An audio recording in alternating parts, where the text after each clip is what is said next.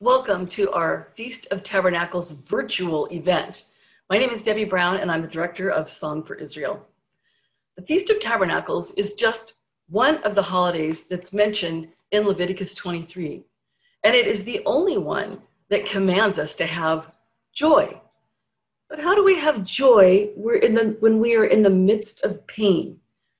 And I can attest to this personally because my mother passed away a few months ago. And my father passed away this week, and it's been very painful.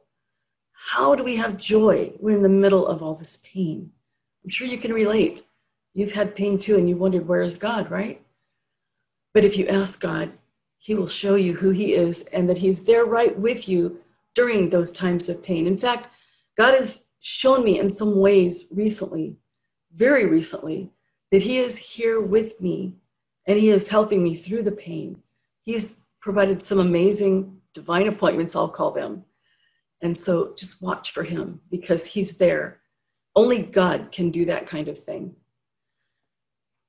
Most followers of Messiah don't really understand the holidays that are mentioned in the Bible, and in fact, erroneously call them feasts.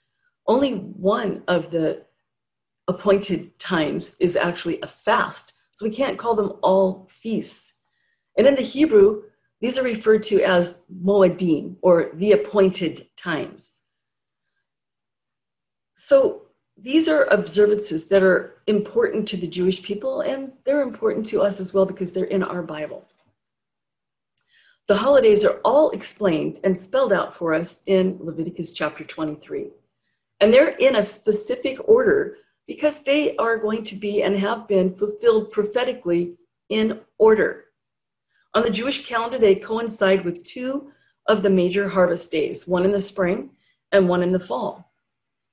And they reveal great truths about the plans and counsel of the Lord God of Israel.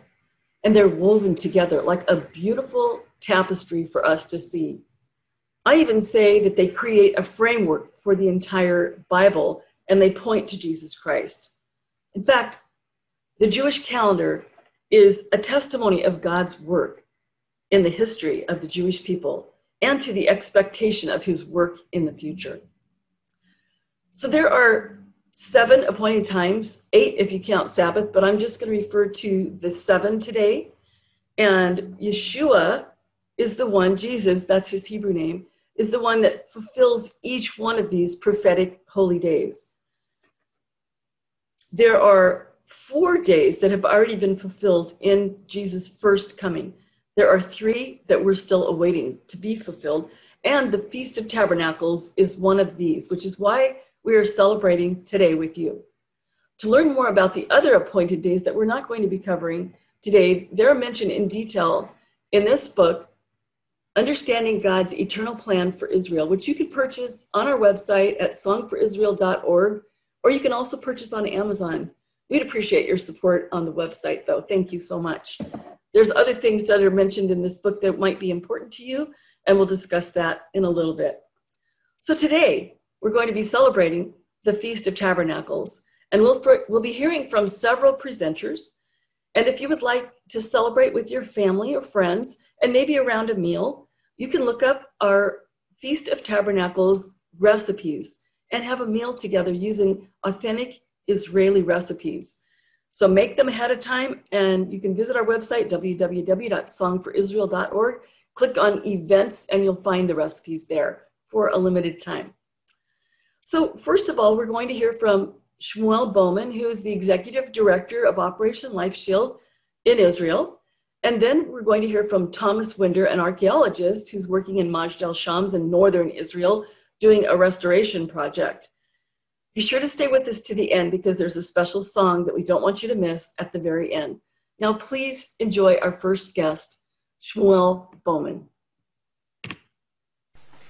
Shalom, my name is Shmuel Bowman, and I'm overjoyed to talk to you today about the festival of Sukkot. Now, we can open up the Bible, and we can look at Sefer Vayikra, which is the book of Leviticus. And we can look at chapter 23, verse 34, through chapter 23, verse 44, and in those 10 verses describes the mitzvah, or the commandment of Sukkot, and some of the details of what we do. And it's fascinating to read it. But what I find very, very exciting is how we enact it. How do we actually do Sukkot? Because it's written in the Torah, and if somebody was just looking at the Torah and kind of reading about interesting ancient customs or practices, yeah, they would find this very interesting. But it's not an ancient custom or practice. It's a day-to-day thing that we do for that week during the festival of Sukkot. And we do it year after year after year. It's amazing. So what is it? Well, Sukkot is a week-long Jewish holiday festival that begins 5 days after Yom Kippur. That comes out on the 15th of Tishrei. Tishrei being the Hebrew month of Tishrei, middle of the month. And there are two components of Sukkot. One is to celebrate the gathering of the harvest, the end of the harvest in the land of Israel. And the other thing is commemorating the protection of God for the nation of Israel when we left Egypt, and that miracle, that daily miracle of safety, of God's protection while we were in the wilderness for 40 years. Isn't that amazing? So how do we actually celebrate and commemorate this holiday of Sukkot? Well, one, we dwell in a booth or in a structure or a hut or whatever you want to call it, and the walls of that booth or that hut can actually be made of any material that you want. It can be made out of wood, they can be made out of plastic, stone, anything that you want. But get a load of this: the roof, which you would think should be the strongest, most permanent material, no, that's got to be made of cut organic material, like foliage, leaves, branches, have been cut from the tree. I'm from Toronto, Canada, and growing up, we used to actually have a friend of the family's. I think he was a client of my dad, who was a retired lawyer, and he was a farmer. And right around that time of year, kind of like September, October, was when they were cutting the corn stalks. These long, right, corn stalks. And so we would get them piled up at our driveway every year. And it was my job and my brother to get them on top of this booth. So that's one thing that we're doing. We're dwelling in a booth, okay, during that period of time. We're having all our meals there, okay, deep discussions, Torah learning. It's all happening in this booth, which is called a sukkah. And we actually sleep in the sukkah as well during the festival of Sukkot. Not everybody does that. In some climates, it's a little complicated to do that, a little tricky to do that, and impractical. Again, coming from Canada, and if the 15th of Tishrei showed up later in the Gregorian calendar, so there were times when it could be like end of October, and we get snow. So what you would do is you'd go out, you do kiddush, right, the blessing over the wine or grape juice, and before you freeze to death, you come back in the house. But in Israel, wow, the weather is perfect. It's like really, really perfect. Starting to get a little bit cool, but just perfect for eating in and having your meals and hanging out in there. So that's the first thing. The second thing that we're doing is that we're holding, waving, taking what's called the four kinds. In Hebrew, arba haminim. And these are four specific types of vegetation. So what specifically are they? Well, etrog, which is from the citrus family. It looks like a lemon, but way, way, way more valuable. The second thing is lulav, and a lulav is this palm frond. Kind of like, looks like a spine, right? And then you have 3 hadassim, and these are myrtle twigs with their leaves on them. And finally, 2 aravot. These are willow twigs with the leaves on them as well. And you take them and you grab them and you hold them together, and you hold them, and you can wave them, and you can just really connect with the fact that there's this mitzvah, there's this commandment written in the Torah by God to do this. And Baruch Hashem, thank God we have the ability to do this every single year. So what else was happening during Sukkot? Well, in the days of the Beit HaMikdash, in the days of the temple, so during this time we're offering korbanot, we're offering sacrifices of different animals, but the most valuable animal, and think about it this way, the most valuable possession that you have, right? So in the times of the temple, very, very agrarian society, the bull is going to be the most valuable of your possessions.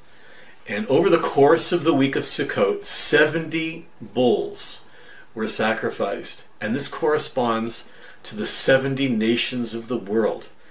And I didn't actually count to see if there were 70 nations of the world, but there is an idea in the Torah, we see this time and time again, whenever we use the number 70, it means like everything. It means everybody, okay? And so the 70 nations of the world is all the nations of the world. Isn't that amazing? That in the Jewish temple, you actually have sacrifices by Jews, right? On behalf of the nations, of all the nations of the world. So it really drives home the idea, right? Ki beiti beiti Hashem l'kol ha'amim. For my house, God says, shall be the house of prayer for all nations. It's very, very interesting that when we go back to the source of Sukkot, again, like I said at the beginning, Sefer Vayikra, the book of Leviticus, chapter 23, verse 34. Check it out for yourselves. At the very end, in verse 44, it talks about God saying, okay, you're going to dwell in these huts, because when you were in the wilderness for 70 years, I sheltered you, right, in these huts. And it's very interesting because a couple questions come up. Why specifically do we commemorate this time of year? After all, didn't we live in huts throughout the entire year? And the second thing is, so what exactly are these huts all about? And why do we need to commemorate kind of like the tent or the Winnebago or the hotel room that we slept in? I mean, what's that all about? So let's go back for a moment and remember that the roof itself, the structure itself, is very, very temporary. Organic material. That's not the kind of thing you want to build your permanent home with. If you think about it, the most solid part of your home should be your roof.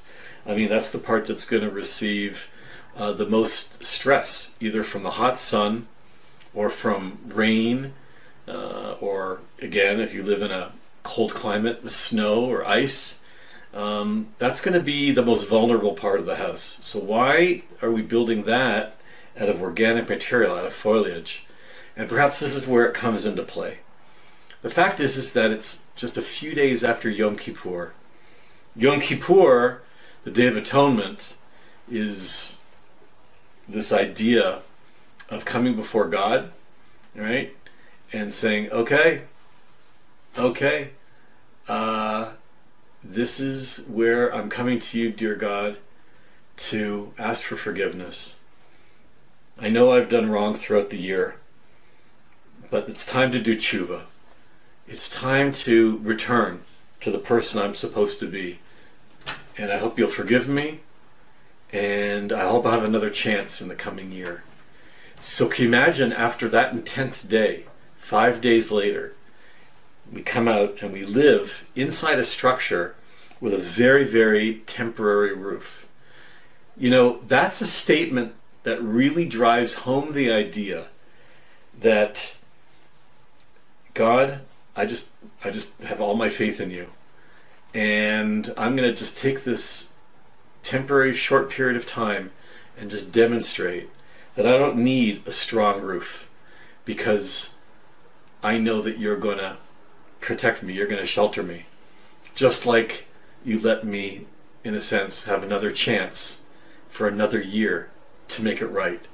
So it's very, very interesting that Rashi, who was a great rabbinical commentator back in the 12th century in France and in Germany, so he says something very, very interesting. And by the way, I happen to be a relative, right, of Rashi, which is really cool. And Rashi is basically saying something very, very important. He says, yeah, God says, be in booths during this period of time because I sheltered you in booths in the wilderness. Rashi says, don't think of it as booths, but think of it rather as sheltered by clouds of glory.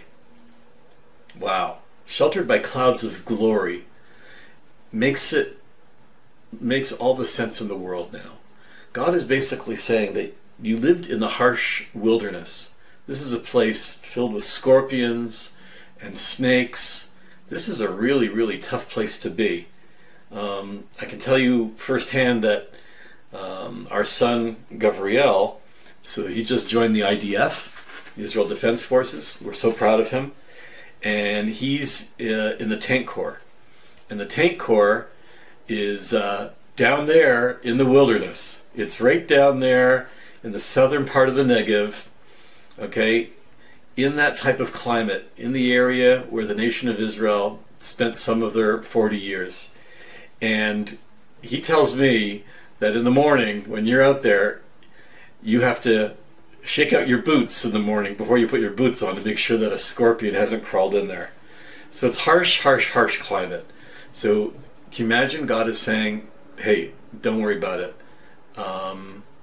Clouds of glory. I'm going to protect you during this entire time that you're in the desert. And so Sukkot then becomes this time to commemorate. I can leave the safety of my permanent home, of my strong walls, of that strong roof over my head. And I could leave that for a week and just live in a flimsy, temporary structure made with leaves as a roof to demonstrate and to remember that for also a temporary period of time, for 40 years, we just lived with clouds of glory, that God's protection was around us. What a very meaningful and powerful idea. So that when we celebrate Sukkot, we're celebrating not only our faith in God, but the exercise of showing our faith in God every year, year in and year out, as we've been doing now for thousands of years. Hi, I'm here with Thomas Winder. I'd like to introduce you to him. We met about 10 years ago here in California, but we've kept in touch all this time, and we have some common interests. We have a shared heart for Israel and for ministry. And, you know, one of the things I love about Thomas is that he's a biblical archaeologist, and he's got some unique plans that he's carrying out in Israel today. He's working on a restoration project in Majdal Shams, and he would like to share the joy of Sukkot with you today. And I turn it over to Thomas Winder. Well, good morning, and thank you, Debbie, for having me. She has asked me to speak a little bit on the Feast of Tabernacles, Sukkot. And so today we're going to open up some scriptures and just do some background and fill in the gaps, perhaps, because quite a few people of the faith, believers, just don't know that these things are even in the Word of God for our enhancement, for our education, for our knowledge, to build our faith and to teach us all about the Messiah. And these things are the feast days, or in Leviticus 23, they're called the appointed times of the Lord. And it's Passover, the Feast of Unleavened Bread, the Feast of First Fruits in the spring. And then in the summer, they're what we call Pentecost, which is the Feast of Weeks, or Shavuot in the Hebrew. And then you forward into the fall of the year, the autumn period, which we're coming into, and you have Rosh Hashanah, Yom Kippur, and the Feast of Tabernacles, or Sukkot, when everyone acknowledges the time period that they spent in the wilderness when they were delivered from Egypt. And the Lord provided everything. In fact, there's the Shekinah cloud in the daytime to provide shade, and the pillar of fire at night to provide warmth and light. And these things are not only for our Jewish brothers, but they are indeed for us as Gentile believers into the faith. And just let me read real fast Colossians, this is New Testament, chapter 2, and verse 16 and 17. So that's Colossians chapter 2, verse 16 and 17. This is what it says. Therefore, let no one act as your judge in regard to food or drink, or in respect to a festival, or a new moon, or a Sabbath day. Those are references specifically to what Leviticus 23 refers to as the appointed times. We call them the feast days or Jewish holidays.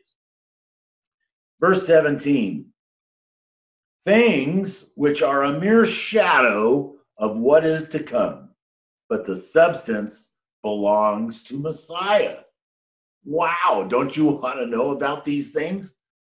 These Sabbath days, these new moons, these festivals, which are all a shadow of the future.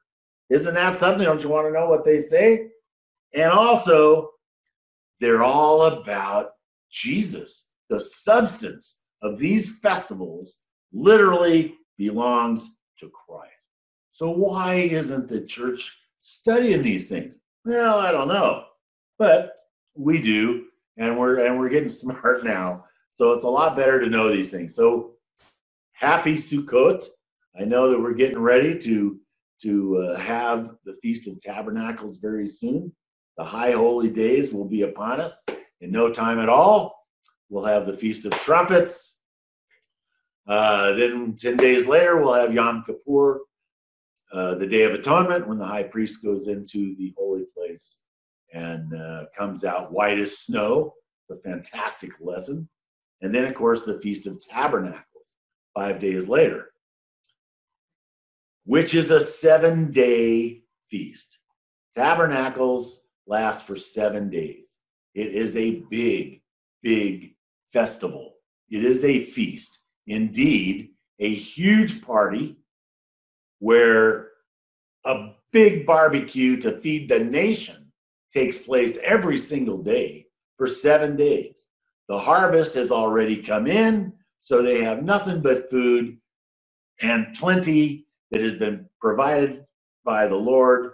And so what they are told to do is to set up a Sukkot, which is a tent or a tabernacle, but it's not one to keep the weather out. It's only 3-sided to give a little bit of privacy, and the roof is just thatched.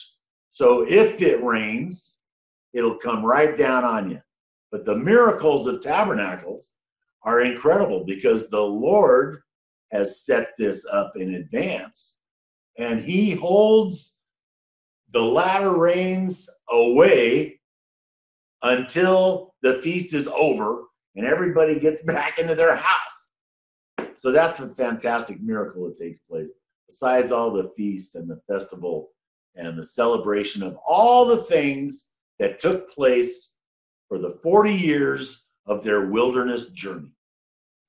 So they celebrate the manna, they celebrate the pillar of fire and the pillar of smoke, and the miracles that took place during this period of time that the Hebrews were wandering around in the wilderness. Believe me, I've been to that wilderness, and there's not even a blade of grass. So the fact that these maybe 2 million people are out there wandering around in a desert where not even lizards get to live hardly is a miracle in itself. The Bible is clear. Their shoes didn't wear out. Their clothes didn't wear out. Manna fell from heaven to feed them, and even the pigeons and doves would fly across the river and provide protein. Incredible what took place. So for 7 days, they celebrate this wonderful experience of being delivered from Egypt, crossing the Red Sea, having all the miracles take place in their provision, miraculous provision, in the wilderness for 40 years before they come to the promised land. These feast days have been celebrated ever since then. That's a couple thousand, that's actually almost 3,000 years ago. That's an amazing history to be proud of. Now, why is tabernacles spoken of in prophetic terms? I mean, these things are supposed to speak of the future. Well, there's a very, very interesting verse in Zechariah. Go way back here to Zechariah, and I'll read this to you if I can find it.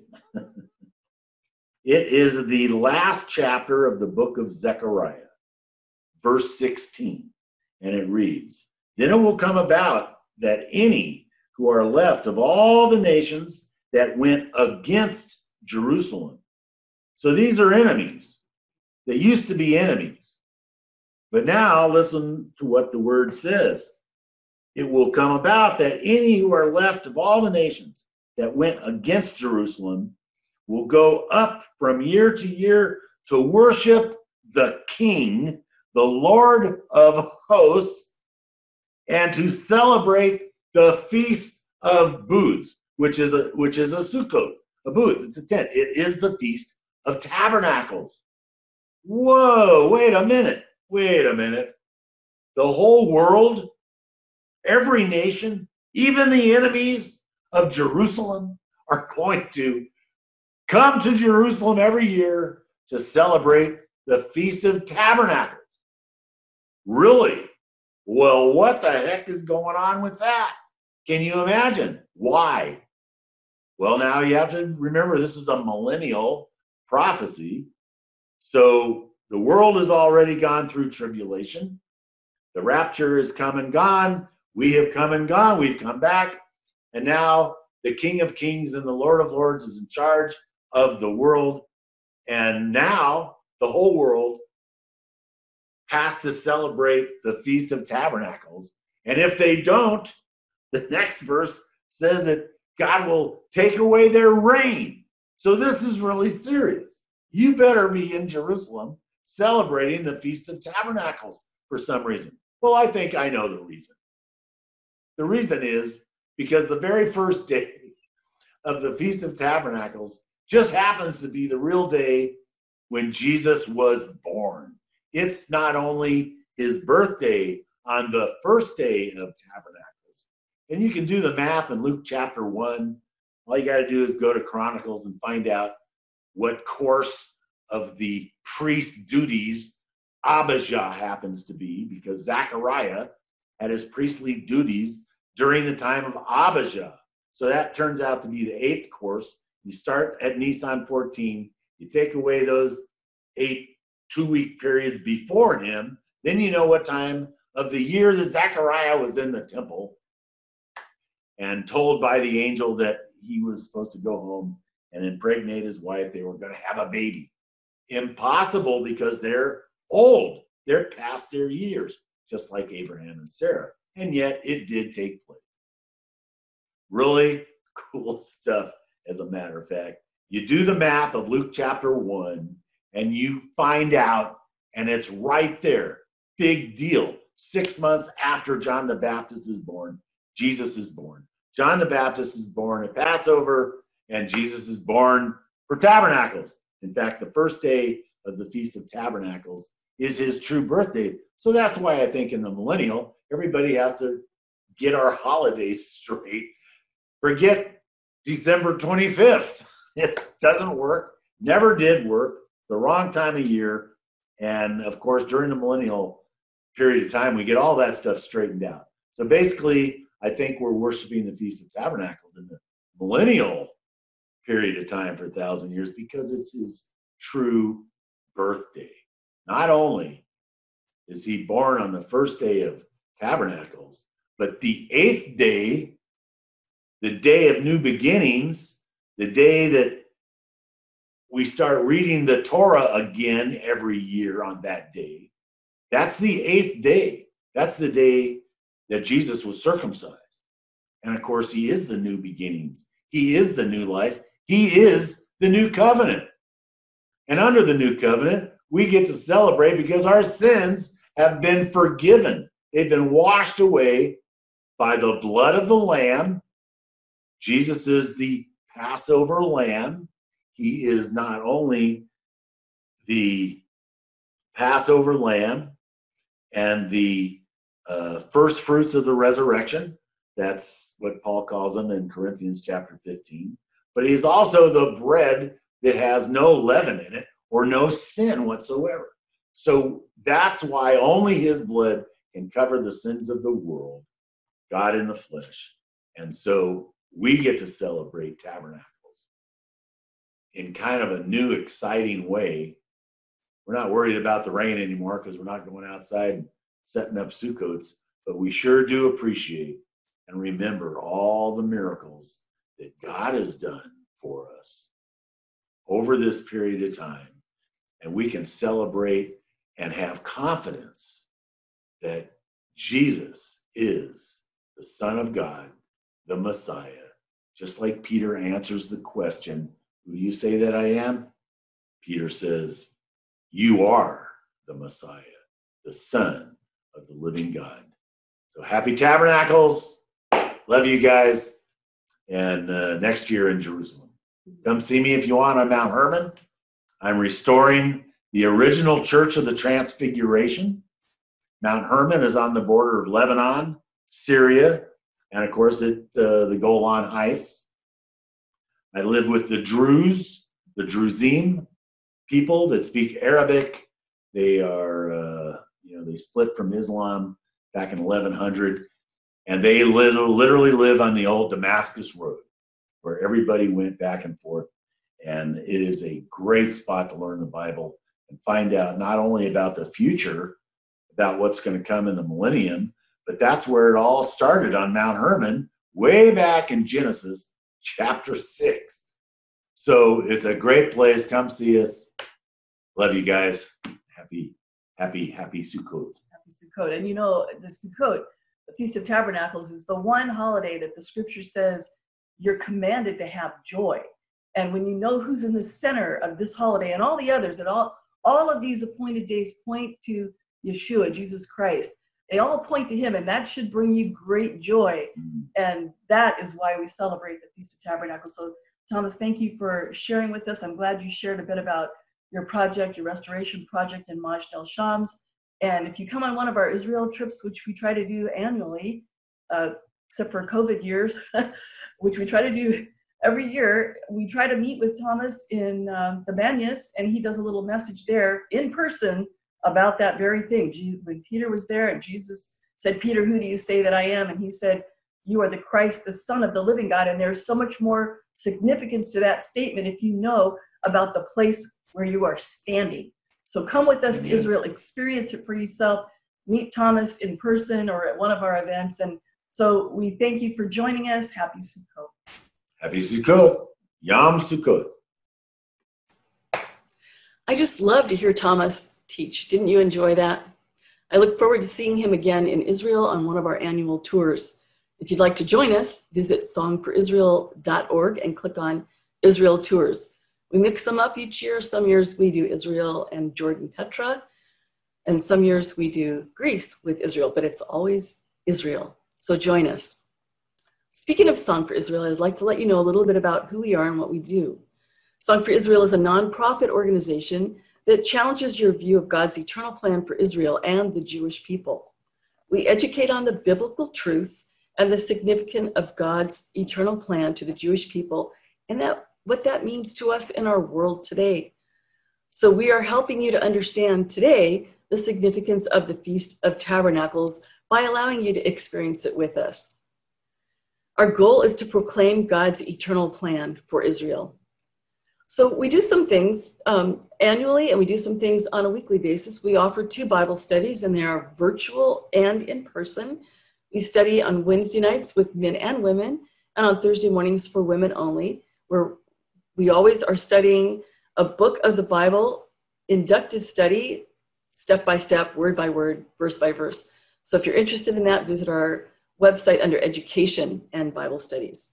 We offer tours to Israel annually, and the itinerary and lots of pictures are up on the website. And you can always count on, when we go to Israel, you can count on us visiting Masada. We take a cable car up the mountain to Masada. You'll be baptized in the Jordan River if you'd like to be. We'll see all of the historical sites that are mentioned in the Bible. So it's a packed tour with a great biblical emphasis, and your life will never be the same. You've heard people say that. It's absolutely true. Every tour I've ever led, everyone says it was a life changer. So plan now to join one of our tours. On the tours that we go to Greece, we'll usually do a 3-day Greek island cruise, and we visit the island of Patmos. We visit Ephesus, Turkey, and a couple of other fun things like Santorini and Mykonos. So you'll hear all about the biblical things that happened in some of those places. And when we come back on land, we visit Athens, we go to Mars Hill and the Acropolis, and then on up to Corinth. So join us, check it all out. We have a book called Understanding God's Eternal Plan for Israel, which I mentioned briefly a little bit ago. This book is available for sale through our website and on Amazon, and you'll read about other holidays like this one, and you'll also learn about how did that Middle East conflict begin and where is it today? How does this impact your life? And you'll gain an understanding of some of the issues that prevail in Israel today. Another huge focus of Song for Israel is providing bomb shelters in Israel along the Gaza border. So many rocket attacks come over the border, and they have 7 seconds to find shelter, and there are not enough shelters. We've basically focused on providing the shelters at elementary schools, sometimes high schools. So in Israel, sirens are just a way of life that's so foreign to us here. But sirens are warning them of incoming rockets. And if you live in Jerusalem, you have about 15 seconds to seek shelter. But if you live near the Gaza border, about 7 seconds. The closer you are, the less time you have to run. Our first bomb shelter was funded in 2018 to the aid of the Eden Center, which was a girls' school near Sderot, which is 2 miles from the Gaza border. After one of our tours, I visited Kfar Saba, and I visited a friend, Rachel. And she told me of her many experiences as the sirens went off. And one of them is, sad to say, she was bathing her 2-year-old daughter, and a siren sounded. What was she to do? She knew she had seconds to make it to shelter and safety. So she grabbed her daughter out of the water, didn't even grab a towel, didn't grab a diaper, didn't grab clothes or a nighttime blanket, and ran for shelter. And there they spent the night in a shelter all night long, waiting for the rockets to subside. This is just one of many stories. It's foreign to us because we don't live that way. But each incident is a different one, and each incident is scary. Another place to know about is located in Kfar Silver. Kfar means village. It's a small Israeli village near Ashkelon, just a few miles again from the Gaza Strip. And there sits an agricultural high school where more than 200 students attend classes. And on any given day, it's a great place to go to school. But when the sirens go off, warning of rockets, there are not enough shelters at this high school. So we provided a shelter there, a large one. The large shelter there is worth about $26,000 Those students had 5 to 7 seconds to run. Where will they go if there aren't enough shelters? In 2019, we donated a large shelter to an art center in the southern Gaza border, kind of near the Egyptian border as well. It's in the region of Eshkol, and this area is now getting the most rocket hits. So we're so glad as we met the leaders of that facility and knew that soon their lives would be spared because they had shelter. Shelters are desperately needed to save lives in Israel. This is where our projects are usually focused, is the Gaza. In 2020, 2 bomb shelters were donated to elementary schools, different elementary schools, providing safety and shelter for many children. But these shelters are still not enough, and we're imploring you to give. If God is tugging on your heart, give $10, $100, $1,000 for these bomb shelters. We partner with the International Christian Embassy Jerusalem in this project. We also partner with Operation Lifeshield, and you're hearing from that director today, Shmuel Bowman. And if you'd be interested in contributing, check out the website, songforisrael.org, and click on our bomb shelter campaign. You'll not only read about the shelters that I've mentioned today, but you'll see pictures of where they were placed and the lives that are being saved. So we're thanking you in advance for any help with that project. And now it's time to return to hear our next speaker, Shmuel Bowman, Operation Lifeshield, and he has another short message for us. Thank you. So my dear friends at Song for Israel, thank you for being a partner in protecting the children and the families in Israel. Your shelters that you've dedicated literally provide peace of mind and physical protection from deadly rockets fired by terrorists in Gaza at Israel, shooting at kindergartens, shooting at synagogues, shooting at parks, shooting into nursing homes, terrorizing people. And if those shelters weren't there, there would be nowhere to go to. And you're literally providing that kind of shelter that saves lives. I have the distinct honor of being the head of Operation Lifeshield.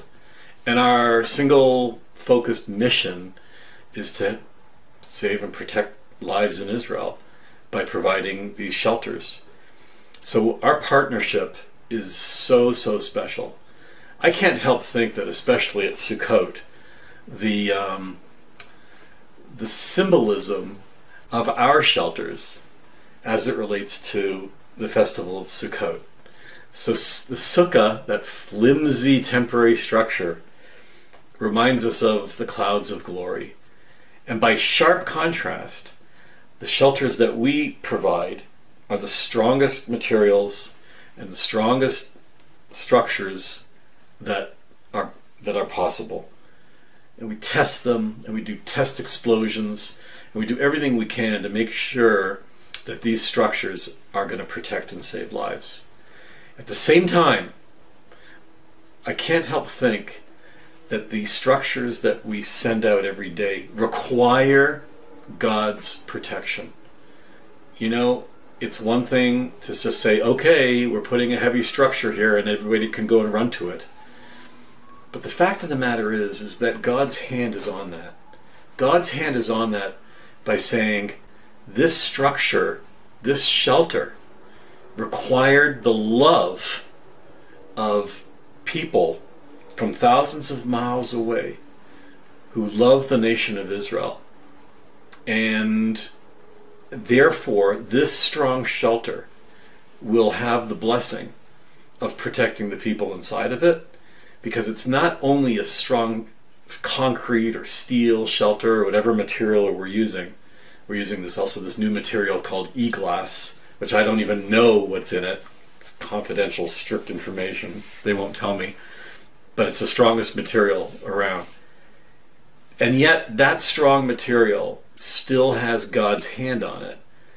And God blesses it because our friends at Song for Israel blessed that shelter. So the connection between Sukkot and Operation Lifeshield is closer than ever.